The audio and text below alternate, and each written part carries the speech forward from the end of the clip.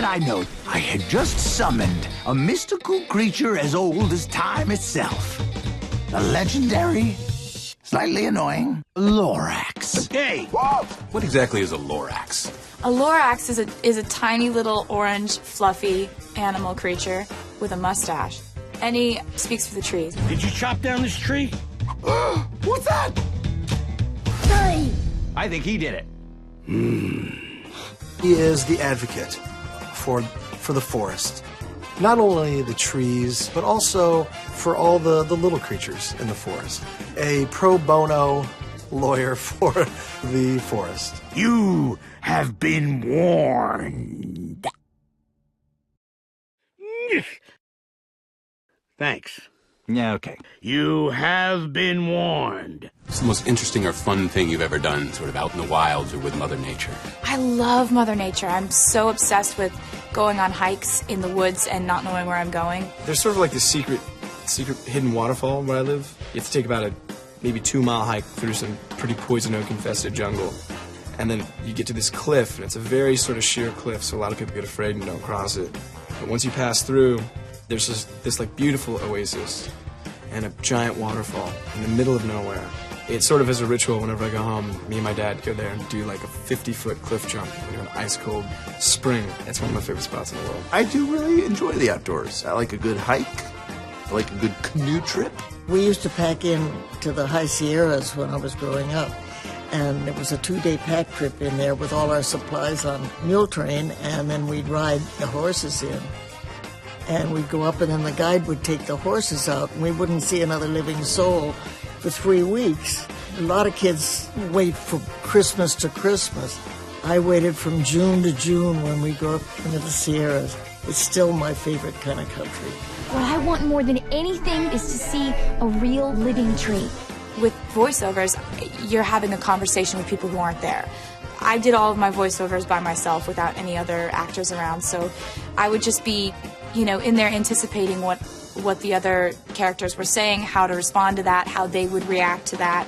So there's a lot of creating an entire conversation in your head.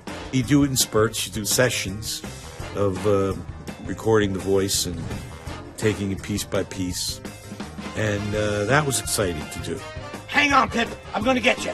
Hang on. Have no fear. The Lorax is here. I'd never done an animated movie before, so I was kind of surprised to learn that you do everything in a void.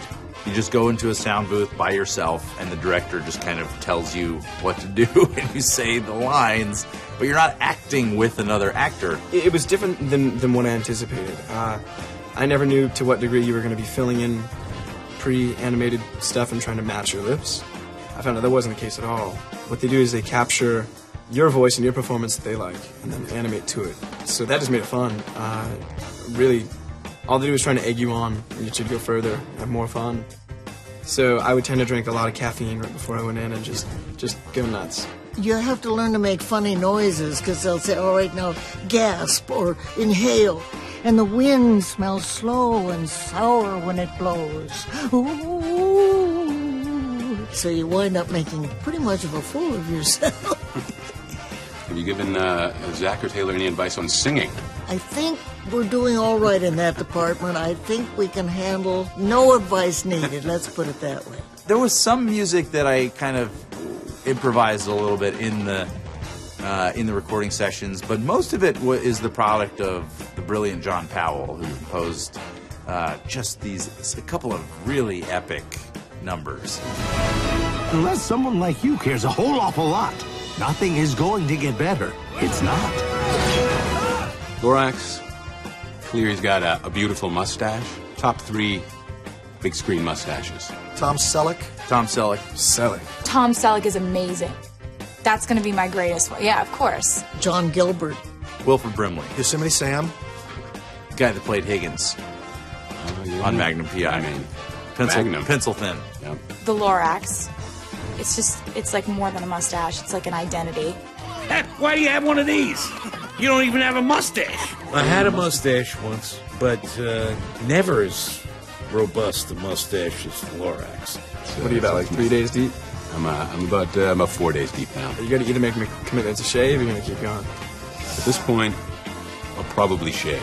You gonna shave? Yeah, I mean, I've gone there before and done that. Go for it, Tom. I want to hear the end of the story. Come back tomorrow, and don't let the boot hit you on the way out. The boot? Whoa! I love it. Yeah! I know that feeling. Who am I? I am the Lorax.